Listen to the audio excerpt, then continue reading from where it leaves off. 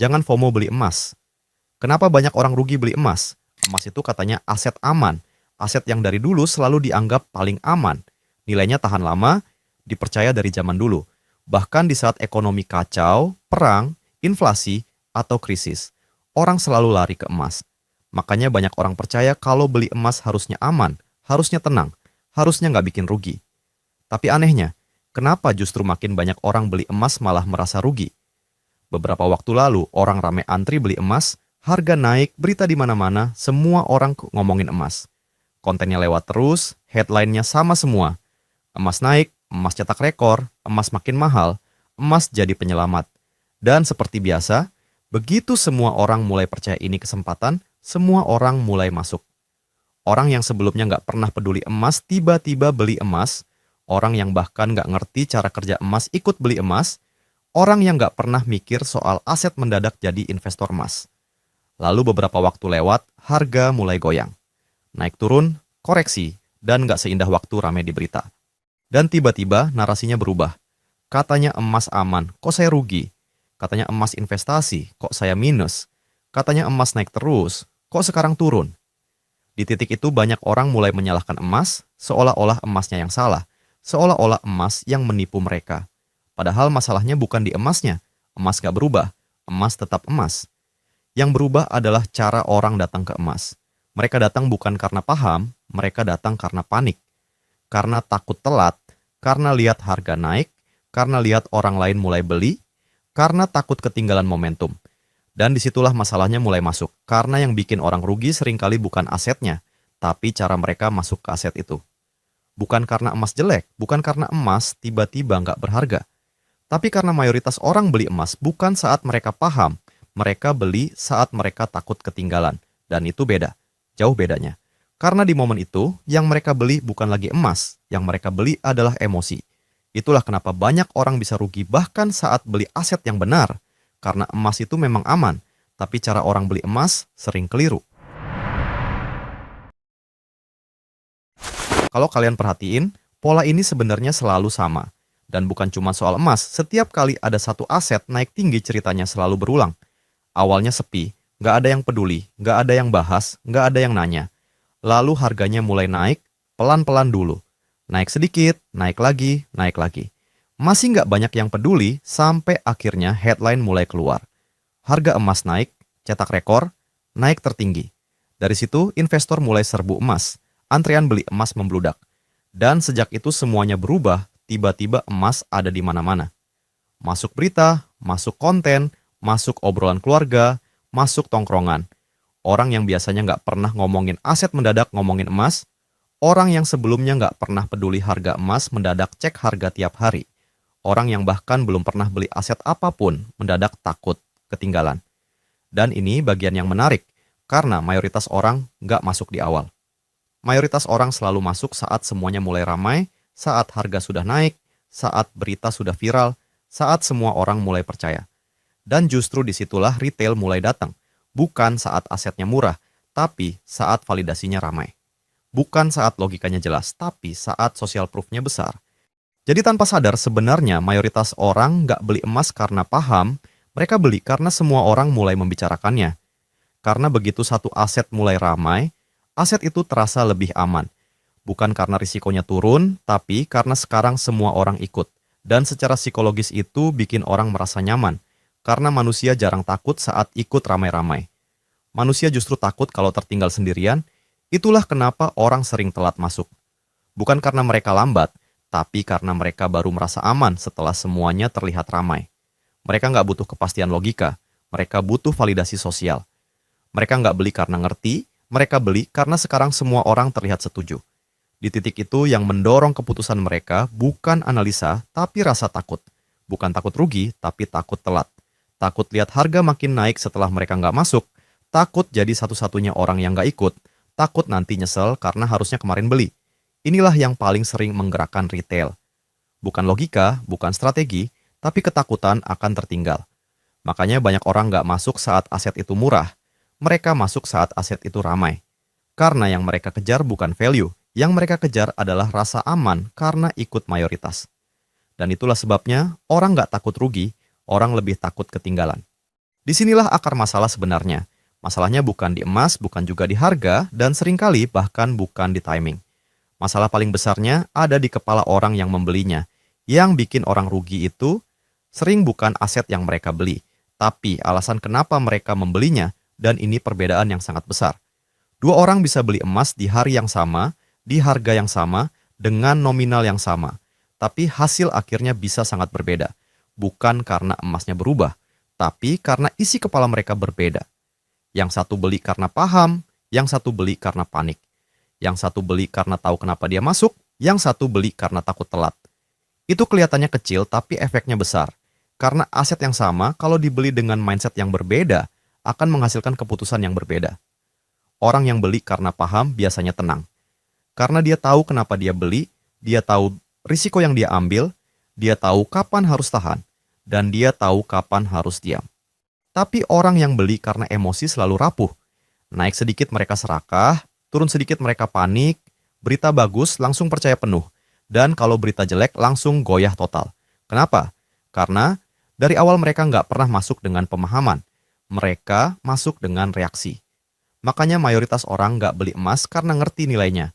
Mereka nggak duduk lalu mikir, kenapa emas itu bernilai, kenapa orang simpan emas, kenapa bank sentral beli emas, kenapa emas dipakai saat krisis, dan kenapa emas jadi pelindung nilai. Mayoritas nggak mikir sejauh itu, mereka beli hanya karena satu alasan yang sederhana, yaitu harga naik, itu aja. Mereka lihat cat naik, lihat berita ramai, lihat orang mulai beli, lihat konten bilang emas bagus, lihat orang upload hasil beli. Dan dari situ mereka merasa itu alasan yang cukup, padahal itu bukan analisa, itu reaksi. Kalau kalian beli sesuatu hanya karena naik, berarti kalian nggak sedang beli value, kalian sedang beli validasi. Kalian nggak sedang beli aset, kalian sedang beli rasa tenang, karena merasa nggak ketinggalan. Dan itu berbahaya, karena begitu alasan beli kalian salah, hampir semua keputusan setelahnya ikut salah. Kalian beli di waktu yang salah, panik di momen yang salah, dan jual di waktu yang salah. Lagi-lagi bukan karena emasnya yang jelek, tapi karena dari awal kalian nggak pernah benar-benar beli emas, yang kalian beli adalah rasa takut ketinggalan. Nah, sekarang kita masuk ke pertanyaan paling penting. Kalau emas memang sering naik, kalau emas sering diburu, kalau emas selalu dianggap aman, sebenarnya kenapa sih emas itu berharga? Kenapa bukan batu? Kenapa bukan besi? Kenapa bukan sekadar logam biasa? Kenapa dari ribuan tahun lalu manusia selalu balik ke emas? Jawabannya jelas, bukan karena emas itu viral. Emas berharga jauh sebelum ada berita, jauh sebelum ada konten, jauh sebelum ada media sosial, bahkan jauh sebelum ada pasar modern. Emas berharga karena manusia sudah lama sepakat bahwa emas punya nilai, dan itu penting untuk dipahami. Karena nilai emas bukan muncul dari sekadar hype, nilai emas muncul dari kepercayaan. Dari dulu emas punya beberapa hal yang bikin dia selalu dianggap bernilai. Yang pertama, emas itu langka. Dia nggak gampang ditemukan, nggak bisa dicetak seenaknya, nggak bisa diproduksi sesuka hati seperti uang. Dan itu penting, karena sesuatu yang jumlahnya terbatas secara alami lebih sulit kehilangan nilai. Yang kedua, emas itu tahan lama. Dia nggak berkarat, nggak gampang rusak, nggak busuk, dan nggak hancur dimakan waktu. Kalian bisa simpan emas puluhan tahun, dan bentuk dasarnya tetap sama. Itulah kenapa emas selalu cocok jadi penyimpan nilai, karena dia bisa bertahan lebih lama daripada sistem yang mengelilinginya. Ketiga, emas itu dipercaya. Dan ini yang paling penting. Nilai emas bukan cuma soal fisik, nilai emas itu soal kepercayaan kolektif. Selama ribuan tahun manusia lintas negara, lintas budaya, lintas zaman sama-sama sepakat bahwa emas itu bernilai. Dan di dunia keuangan kepercayaan itu segalanya. Uang kertas bernilai karena dipercaya, mata uang bernilai karena dipercaya. Sistem keuangan jalan karena dipercaya. Dan emas punya itu yang bikin dia kuat. Dia sudah dipercaya jauh lebih lama dari kebanyakan sistem keuangan modern. Keempat, emas itu liquid. Artinya emas gampang diakui, gampang dipahami, gampang ditukar. Di hampir semua tempat, orang tahu emas itu apa. Dan aset yang gampang dipercaya ditambah lagi gampang dipindahkan nilainya, selalu punya tempat. Dan yang kelima, bahkan bank sentral pun beli emas. Inilah bagian yang sering diabaikan orang awam. Jika kebanyakan orang beli emas karena ikut-ikutan, tapi negara beli emas karena strategi. Bank sentral di seluruh dunia masih nyimpen emas, bahkan masih terus nambah cadangan emas. Kenapa? Karena bahkan di level negara emas tetap dianggap sebagai cadangan nilai. alat pelindung risiko, dan bentuk kepercayaan saat sistem lain mulai goyah. Artinya sederhana, kalau pemain paling besar di sistem keuangan dunia aja masih pakai emas buat jaga stabilitas, berarti emas bukan sekadar tren dong. Emas itu bagian dari fondasi. Yang terakhir, emas itu safe haven. Artinya, saat dunia mulai nggak stabil, orang biasanya lari ke tempat yang dianggap lebih aman, dan emas punya reputasi itu. Saat perang naik, saat inflasi naik, saat ketidakpastian naik, atau saat orang mulai ragu sama sistem, emas biasanya dicari. Bukan karena emas ajaib, tapi karena emas dianggap bisa menyimpan nilai saat hal lain mulai kehilangan kepastian. Jadi penting untuk dipahami bahwa emas berharga bukan karena sekadar viral, ramai, atau karena semua orang mendadak ngomongin emas. Emas berharga karena dunia sudah lama sepakat bahwa emas punya nilai. Kalau emas itu berharga karena dipercaya, berarti pertanyaan berikutnya adalah, apa yang bikin harganya naik? Karena banyak orang lihat harga emas naik, tapi nggak pernah benar-benar ngerti kenapa dia naik. Mereka cuma lihat hasil akhirnya. Harga naik, headline keluar, orang mulai beli. Padahal harga emas itu nggak naik tiba-tiba, selalu ada pemicunya, selalu ada konteksnya. Dan hampir semuanya datang dari satu hal yang sama, yaitu ketidakpastian. Emas biasanya naik saat dunia mulai terasa nggak stabil. Bukan saat semuanya tenang, bukan saat ekonomi baik-baik aja, tapi saat orang mulai ragu. Ragu sama ekonomi, ragu sama mata uang, ragu sama sistem, ragu sama masa depan. Dan begitu rasa ragu itu naik, emas biasanya ikut naik. Makanya salah satu pendorong terbesar emas adalah inflasi. Karena saat inflasi naik, nilai uang pelan-pelan turun. Uang kalian masih nominalnya sama, tapi daya belinya melemah. Dan saat orang mulai merasa uangnya pelan-pelan kehilangan daya beli, mereka mulai cari tempat buat parkir nilai. Salah satu tempat yang paling sering dipilih adalah emas. Bukan karena emas bikin kaya cepat, tapi karena emas dianggap lebih tahan buat jaga nilai saat uang mulai melemah. Lalu faktor kedua, perang dan geopolitik. Begitu dunia mulai ribut, konflik naik, ketidakpastian naik, orang mulai cari tempat aman, dan emas punya reputasi itu. Makanya setiap ada perang, konflik global, ketegangan antar negara, atau ketidakpastian geopolitik, permintaan emas biasanya ikut naik. Karena saat dunia terasa nggak aman, orang biasanya pindah ke aset yang terasa lebih stabil. Faktor yang ketiga, rasa takut di ekonomi. Ini lebih luas dari sekadar perang, kadang nggak ada perang. Tapi ekonomi melemah, bisnis melambat, pasar goyang, orang mulai takut resesi. Dan saat kepercayaan ke ekonomi turun, emas biasanya mulai dilirik lagi. Karena emas sering dipakai bukan untuk menyerang, tapi untuk bertahan. Bukan alat agresif cari untung cepat, tapi alat defensif saat keadaan mulai nggak jelas. Karena seperti yang kita bilang tadi, emas itu bukan alat cepat kaya. Emas lebih sering dipakai buat proteksi, buat bertahan, buat jaga nilai, bukan buat sprint. Lalu faktor berikutnya, suku bunga. Ini salah satu yang paling penting, tapi jarang dipahami orang awam. Emas itu nggak kasih bunga, nggak kasih dividen, dan nggak kasih cash flow. Jadi saat suku bunga tinggi, orang punya alternatif yang lebih menarik, mereka bisa taruh uang di instrumen yang kasih yield.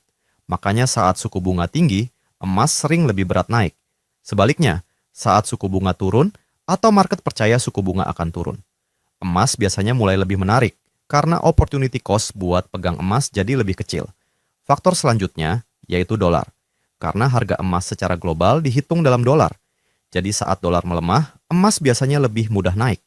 Karena buat dunia, emas jadi relatif lebih murah dibeli. Sebaliknya, saat dolar menguat, emas sering lebih berat. Makanya pergerakan emas dan dolar sering saling tarik-menarik. Dan terakhir, yang sering nggak dilihat retail adalah bank sentral. Inilah pemain besarnya. Kalau retail beli emas karena takut ketinggalan, bank sentral beli emas karena strategi. Mereka beli untuk cadangan, untuk diversifikasi, untuk lindung nilai, untuk jaga stabilitas. Dan saat bank sentral akumulasi, itu jadi demand besar yang menopang harga emas. Artinya, emas naik bukan cuma karena orang panik beli. Emas naik karena ada dorongan besar di belakangnya. Yaitu tadi, ada inflasi, ketidakpastian, suku bunga, solar, dan strategi negara. Jadi emas gak naik hanya karena magic. Emas naik saat dunia mulai takut. Dan kalau dunia panik, emas biasanya naik. Sekarang kita bahas kebalikannya, bagian yang paling sering bikin orang kaget. Jadi kalau emas itu aman, kalau emas itu dipercaya, kalau emas itu safe haven. Terus kenapa emas masih bisa turun? Dan ini yang sering bikin retail panik, karena mayoritas orang masuk dengan ekspektasi yang salah.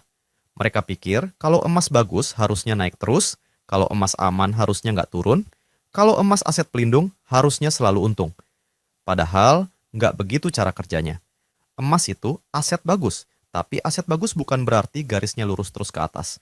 Dan ini penting banget dipahami, karena seperti yang kita bilang tadi, banyak orang rugi bukan saat beli aset jelek, mereka rugi saat beli aset bagus dengan ekspektasi yang salah.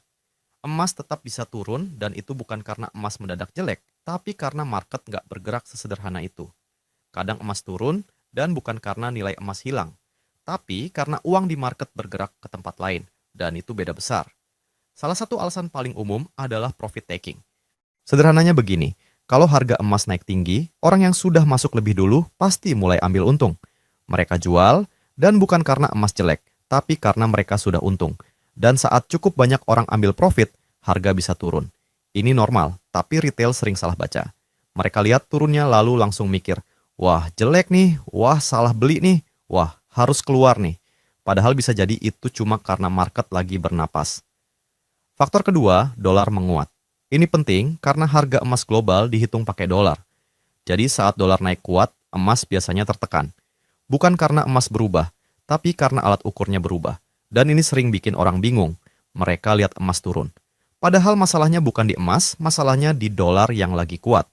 Faktor ketiga, suku bunga tinggi. Inilah salah satu tekanan terbesar buat emas, karena emas nggak kasih cash flow. Dia nggak kasih bunga, nggak kasih yield, nggak kasih dividen. Jadi saat suku bunga tinggi, banyak uang pindah ke aset yang kasih imbal hasil. Obligasi lebih menarik, instrumen berbunga lebih menarik, cash lebih menarik. Dan saat itu terjadi, emas sering kalah menarik dalam jangka pendek. Bukan berarti jelek, cuman kalah prioritas. Faktor keempat, likuiditas ketat.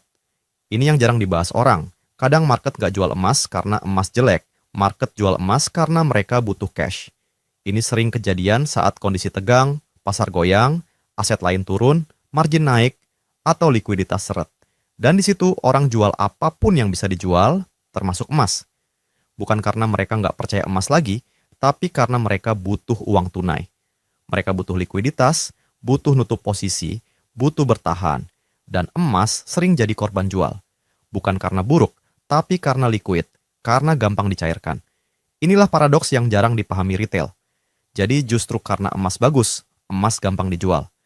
Dan justru karena gampang dijual, dia sering ikut turun saat market butuh cash. Makanya kadang kalian akan lihat hal yang terasa aneh. Ketika ekonomi jelek, market takut, tapi emas turun dan retail bingung. Padahal jawabannya sederhana. Bukan karena emas itu gagal, tapi karena market lagi butuh uang. Jadi poin pentingnya adalah, harga turun nggak selalu berarti asetnya jelek. Kadang harga turun karena sistem lagi butuh likuiditas, kadang harga turun karena orang lagi ambil untung, kadang harga turun karena uang lagi pindah, bukan karena fondasinya rusak. Nah sekarang mulai kelihatan masalah besarnya, kalau emas bisa naik dan emas juga bisa turun. Berarti pertanyaan paling pentingnya bukan lagi emas bagus atau enggak, tapi kenapa banyak orang tetap rugi saat beli emas? Disinilah mini klimaksnya. Karena setelah semua yang kita bahas, jawabannya mulai kelihatan jelas. Mayoritas orang rugi beli emas bukan karena emasnya salah, mereka rugi karena cara mainnya salah. Dan ini penting, karena banyak orang beli aset yang benar dengan perilaku yang salah. Mereka nggak rugi karena pilih emas, mereka rugi karena masuk dengan mindset yang salah, timing yang salah, dan ekspektasi yang salah. Langsung saja kita bedah dari kesalahan yang pertama, yaitu mereka beli pas euforia. Ini yang paling sering kejadian. Orang jarang beli emas saat sepi, orang beli emas saat sudah rame. Saat semua orang mulai ngomongin emas, saat berita mulai teriak, saat harga sudah naik tinggi, saat rasa aman datang karena semua orang ikut masuk. Dan justru disitulah masalahnya. Karena saat retail mulai merasa aman, biasanya harga sudah terlalu panas. Mereka nggak masuk saat murah, mereka masuk saat validasinya ramai. Dan di market, itu sering berarti kalian datang telat. Kesalahan kedua, masuk sudah telat. Ini lanjutan dari euforia tadi, retail hampir selalu datang setelah gerakan besar sudah terjadi. Bukan di awal, bukan saat value masih murah, bukan saat market masih tenang. Tapi setelah chart naik, setelah berita keluar, setelah social proof muncul. Dan begitu mereka masuk, ruang naiknya sering sudah makin sempit. Risikonya makin besar, ekspektasinya makin tinggi. Artinya mereka beli bukan saat peluangnya besar, mereka beli saat narasinya besar, dan itu dua hal yang berbeda. Kesalahan ketiga, nggak ngerti spread.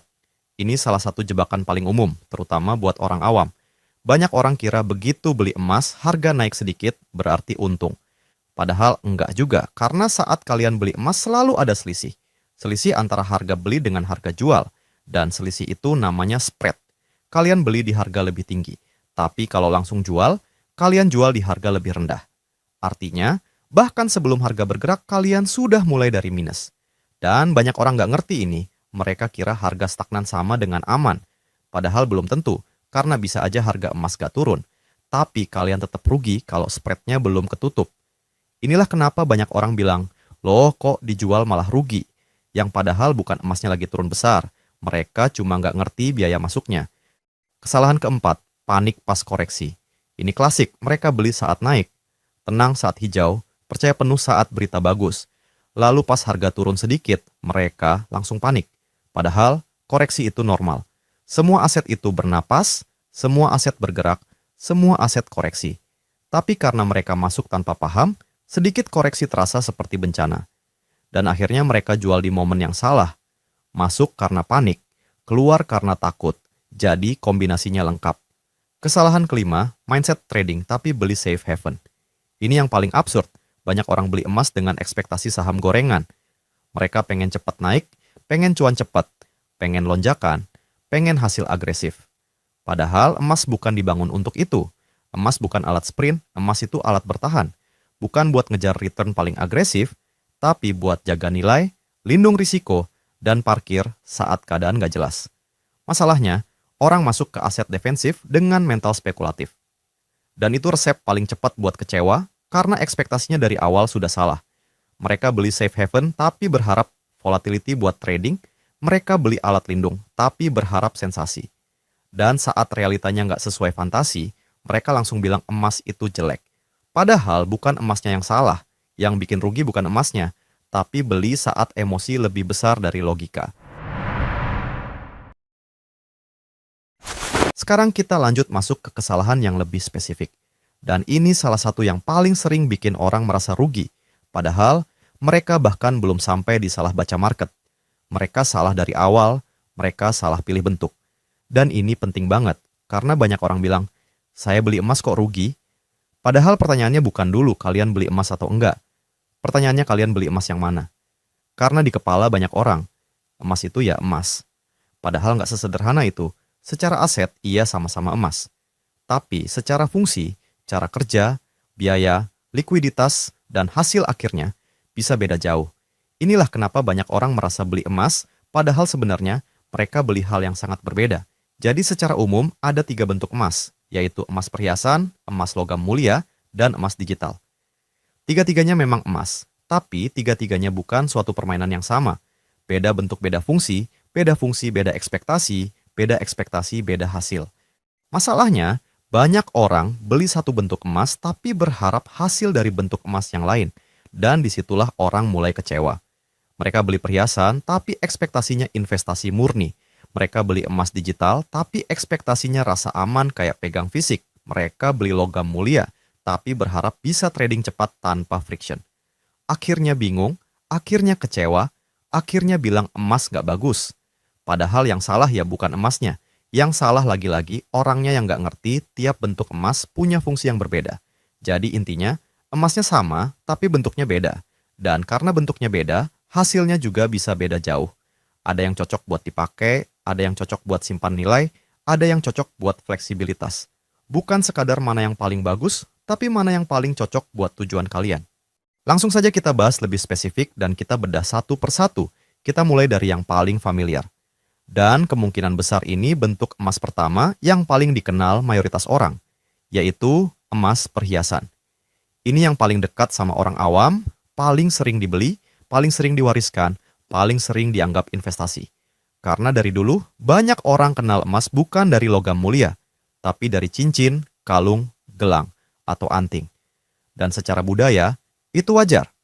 Emas perhiasan itu memang lebih dekat karena ia bisa dilihat, bisa dipakai, bisa disimpan, bisa diwariskan. Makanya buat banyak orang, emas perhiasan terasa paling masuk akal. Beli emas, bisa dipakai, dan tetap punya nilai. Kelihatannya efisien dan buat fungsi tertentu memang masuk akal. Kalau kalian beli buat dipakai, buat simbol, buat hadiah, buat nikah, buat warisan, atau buat gaya, emas perhiasan itu valid. Masuk akal, karena kalian bukan cuma beli nilai.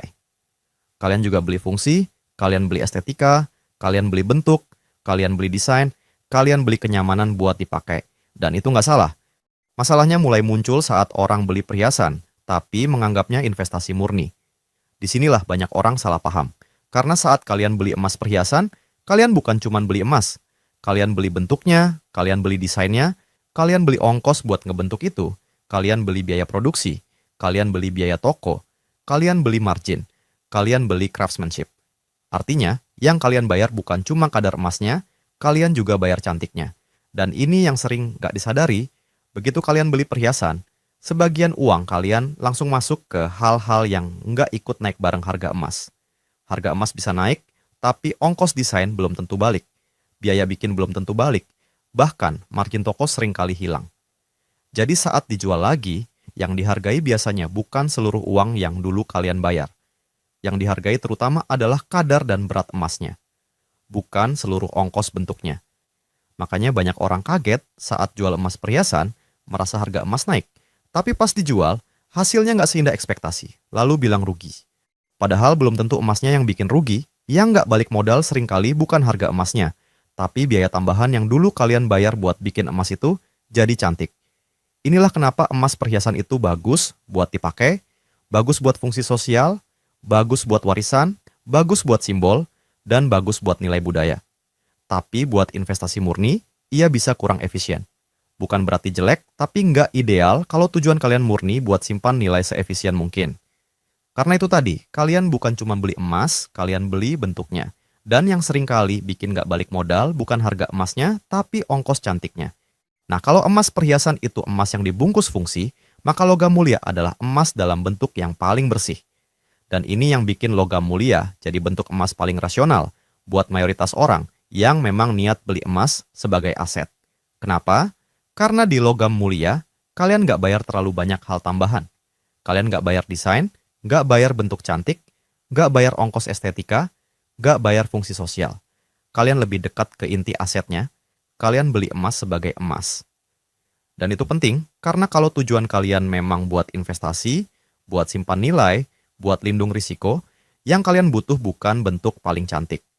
Yang kalian butuh adalah bentuk paling efisien. Dan logam mulia biasanya jadi bentuk paling dekat ke fungsi itu. Secara sederhana, logam mulia itu bentuk emas yang paling jujur. Kalian beli kadar, kalian beli berat, kalian beli nilai emasnya, bukan narasi tambahannya. Makanya secara struktur, logam mulia jauh lebih bersih.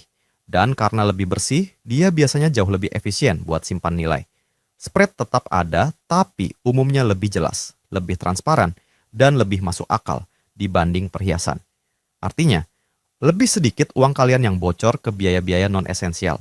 Dan ini penting banget kalau tujuan kalian bukan gaya, tapi proteksi nilai. Jadi, itulah kenapa logam mulia paling masuk akal buat orang yang paham fungsi emas. Bukan buat trading cepat, bukan buat cari sensasi, tapi buat hedge, buat perlindungan, buat parkir nilai saat kalian nggak mau seluruh uang kalian bergantung pada satu sistem. Makanya, kalau horizon kalian panjang, kalau tujuan kalian simpan nilai, kalau kalian mau punya aset yang lebih dekat ke fungsi asli emas, logam mulia biasanya jadi bentuk paling masuk akal. Lalu kita masuk ke bentuk ketiga, yang paling modern dan paling praktis, yang sekarang makin sering dipilih, terutama sama orang yang baru mulai, yaitu emas digital. Secara konsep, emas digital itu sederhana. Kalian beli emas, tapi nggak pegang fisiknya langsung. Nilainya tetap ngikut harga emas, tapi bentuknya digital. Dan buat banyak orang, ini bentuk emas yang paling realistis buat mulai.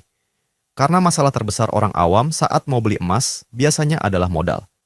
Mereka mikir beli emas harus nunggu punya uang besar, harus nunggu cukup, harus siap modal, dan emas digital ngasih jalan masuk yang jauh lebih ringan. Kalian bisa mulai kecil, bisa bertahap, bisa nyicil, bisa DCA, dan bisa dibeli hanya dari aplikasi. Jadi kelebihan paling besar emas digital adalah bikin orang nggak harus nunggu siap besar buat mulai bangun eksposur ke emas. Bisa mulai dari nominal kecil, bisa rutin, dan bisa lebih fleksibel. Buat orang yang baru belajar bangun aset, ini sangat membantu. Karena barrier masuknya rendah, kalian nggak perlu tunggu modal besar, nggak perlu mikir simpan fisik, nggak perlu ribet tempat penyimpanan, nggak perlu langsung beli besar. Secara akses, emas digital itu paling simple. Dan dari sisi likuiditas, biasanya juga paling praktis. Lebih gampang beli, lebih gampang jual, lebih cepat, lebih fleksibel. Kalau logam mulia unggul di kepemilikan fisik, emas digital unggul di kenyamanan akses. Dan buat banyak orang, itu relevan. Terutama kalau tujuannya mulai kecil, bangun kebiasaan, dan akumulasi bertahap. Tapi disinilah trade-off-nya, karena saat kalian beli emas digital, yang kalian sederhanakan bukan cuma proses. Kalian juga menambah satu layer risiko baru, yaitu kepercayaan. Di sini terdapat perbedaan besar. Kalau kalian pegang logam mulia, kalian pegang asetnya. Tapi kalau kalian beli emas digital, kalian pegang klaimnya. Dan itu bukan hal yang sama. Secara nilai, memang sama-sama terpapar harga emas. Tapi secara struktur, itu beda. Karena di emas digital, ada satu hal yang harus kalian percaya, yaitu platformnya. Kalian harus percaya sistemnya benar, penyimpanannya benar, backingnya benar, likuiditasnya benar, dan operasionalnya benar. Artinya, risiko kalian bukan cuma di harga emas, tapi juga di tempat kalian menyimpan exposure itu.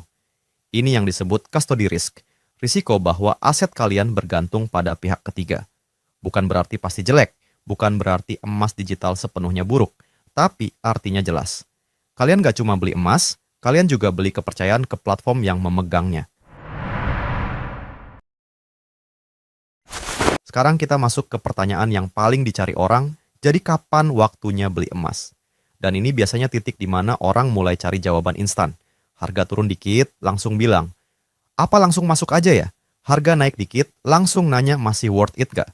Berita rame, langsung nanya telat gak? Padahal masalahnya adalah, kapan beli emas itu bukan cuma soal harga, tapi soal konteks. Karena beli emas yang benar bukan cuma tentang murah atau mahal, tapi kenapa kalian beli dan kalian masuk di situasi seperti apa. Ini yang jauh lebih penting, karena banyak orang gak rugi karena beli di harga yang salah, mereka rugi karena beli dengan alasan yang salah. Jadi, sebelum mikir kapan beli, pertanyaan pertama bukan sekadar harganya berapa, tapi saya beli ini buat apa? Kalau jawabannya nggak jelas, timing sebagus apapun tetap bisa berakhir bodoh. Karena emas itu bukan sekadar aset yang dibeli saat grafiknya menarik. Emas itu alat, dan alat cuma berguna kalau kalian tahu kapan dan kenapa dipakai. Secara sederhana, seperti yang sudah kita bahas sebelumnya, emas biasanya lebih masuk akal dibeli saat koreksi, bukan saat euforia. Inilah prinsip paling dasar yang justru paling jarang dipakai retail. Retail suka beli saat semuanya naik, padahal justru di situ risknya makin besar. Kenapa? Karena saat semua orang mulai yakin, biasanya banyak ekspektasi bagus sudah masuk ke harga. Artinya, ruang naiknya makin sempit dan ruang kecewanya makin besar. Makanya, beli emas saat semua orang lagi teriak beli, jarang bisa jadi posisi paling nyaman. Kalau ditanya apakah tetap bisa naik, ya bisa. Tapi risk rewardnya biasanya nggak seindah sebelumnya. Sebaliknya, saat harga koreksi, saat narasi mulai sepi, saat orang mulai nggak terlalu peduli, justru biasanya logika punya ruang lebih besar. Karena di situ kalian nggak beli validasi, kalian beli value. Dan ini bedanya besar, beli emas saat sepi biasanya terasa membosankan. Nggak rame, nggak seru, nggak ada sensasi, nggak ada validasi sosial. Tapi justru di situ biasanya tempat keputusan yang lebih sehat lahir. Karena kalian beli bukan karena tekanan sosial, tapi karena alasan. Jadi poin terpentingnya, beli emas itu harus punya alasan yang jelas. Bukan sekadar karena rame, bukan karena headline, bukan karena semua orang ngomongin emas, dan bukan karena takut telat. Tapi karena kalian tahu kenapa kalian butuh emas di portofolio kalian. Kalau alasannya proteksi, beli dengan mindset proteksi.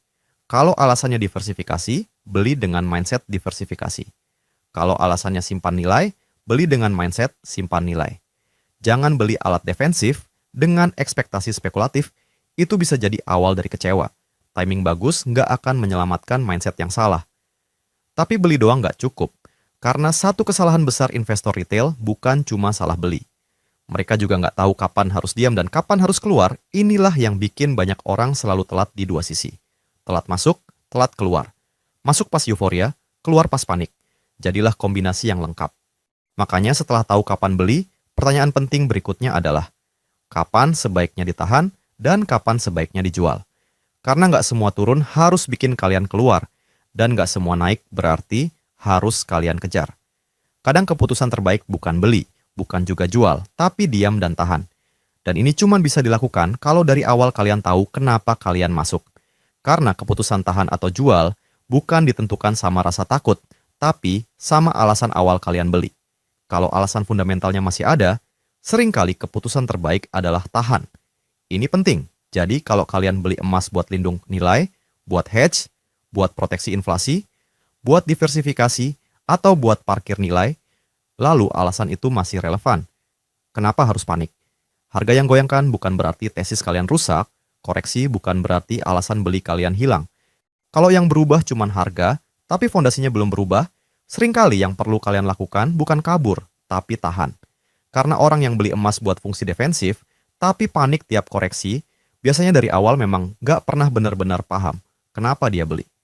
Nah, sekarang kapan harus jual? Di sini juga harus jelas, jual bukan karena takut, jual karena alasan. Dan ada beberapa alasan yang masuk akal buat keluar. Yang pertama, tujuan kalian tercapai. Kalau dari awal kalian beli emas buat tujuan tertentu, dan tujuan itu sudah tercapai, jual itu valid. Karena aset itu alat, kalau fungsinya selesai, pilih keluar bukan dosa. Yang kedua, rebalancing. Ini yang jarang dilakukan retail. Kalau emas kalian naik terlalu besar sampai porsinya kebesaran, sementara aset lain tertinggal, kadang jual sebagian itu sehat. Bukan karena emas jelek, tapi karena kalian lagi rapihin risiko. Ini bukan panik, ini disiplin. Ketiga, market terlalu euforia. Ini yang lebih advance. Kalau narasi sudah terlalu panas, semua orang terlalu yakin, headline terlalu liar, dan ekspektasi mulai nggak sehat. Kadang bukan waktunya nambah, kadang waktunya mulai rapih. Bukan harus keluar total, tapi mulai sadar bahwa risknya sekarang berbeda. Dan inilah bedanya orang reaktif sama orang yang paham posisi. Yang satu beli dan jual berdasarkan emosi, yang satu bergerak berdasarkan konteks. Karena inti dari pegang aset bukan sekadar nebak harga, tapi ngerti posisi. Kapan nambah, kapan diam, kapan rapihin. Dan mayoritas orang gagal bukan karena nggak bisa baca chart, tapi karena semua keputusan mereka selalu dipimpin emosi. Naik dikit serakah, turun dikit langsung takut. Padahal aturan sederhananya jauh lebih sehat. Kalian jangan jual karena takut dan jangan beli karena panik. So guys, pada akhirnya memang bukan emas bikin orang rugi. Emas tetap cuma aset. Dia nggak jahat, dia nggak nipu, dia nggak tiba-tiba berubah jadi buruk. Emas tetap emas. Yang bikin orang rugi seringkali bukan apa yang mereka beli, tapi cara mereka datang ke sana. Orang rugi bukan karena beli emasnya, orang rugi karena beli emas tanpa ngerti apa yang sebenarnya mereka beli. Yang mereka pikir sedang beli aset, padahal yang mereka beli adalah headline. Mereka pikir beli value, padahal yang mereka beli adalah validasi. Mereka pikir beli keamanan, padahal yang mereka beli adalah rasa tenang sementara karena ikut mayoritas. Dan itulah kenapa banyak orang tetap rugi bahkan saat beli aset yang benar. Karena mayoritas orang nggak rugi karena salah aset. Mereka rugi karena masuk saat takut ketinggalan. Dan keluar saat takut kehilangan. Masuk karena panik. Keluar karena takut. Masuk saat emosi naik, keluar saat mental runtuh. Dan di tengah itu, semua asetnya sering nggak salah apa-apa. Yang salah adalah keputusan yang lahir dari kepala yang nggak tenang. Karena masalah terbesar retail sering bukan kurang informasi.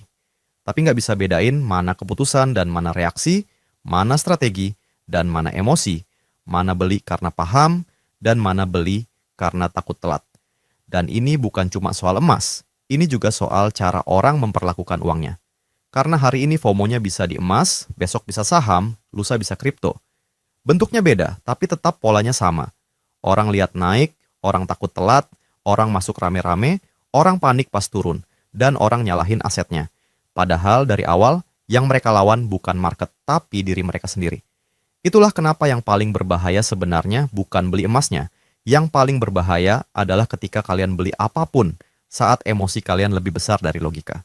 Saya Cuan Gen Z, untuk Gen Z Education.